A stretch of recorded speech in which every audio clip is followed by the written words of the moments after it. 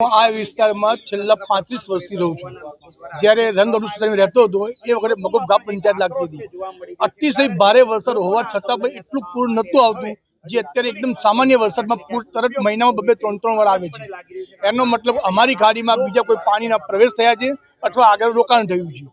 અમારે સરકારને એક જ કહેવું છે, ગમે તે કરો એ વિષય તમારો જે અમારો સરકારનો વિષય નથી, આમ પબ્લિક સિવિલનો વિષય નથી કે શું આનું થયું છે એ જોવાની તકેદારી જવાબદારી સરકારની છે। તો તમે જુઓ કે ત્યાં શું થયું છે અને એને દૂર કરો। અમારો ખાલી પૂરનું નિવારણ લાવો, અમારે ખાલી એટલું જ જોઈએ છે। સરકાર સાથે અમારે બીજો કોઈ વિરોધ છે નહીં, ખાલી અમને જે તકલીફ પડી રહી છે એનું નિરાકરણ કરી આપો અમને। એ રેલીનું અમે 2 દિવસમાં નક્કી કર્યું હતું, પરંતુ પોલીસ સરકારનું કહેવું એવું હતું કે ભાઈ આટલા ટૂંક સમયમાં તમને પરમિશન નહીં મળી શકે, એટલે તમે અત્યારે જે આવેદનપત્ર જે આપવાના હોય ત્યાં સોસાયટીના આગેવાનો જઈને આપી આવો, ત્યાર પછી આગળ વિષયમાં તમે રેલીનું આયોજન કરી શકો છો પાછળથી।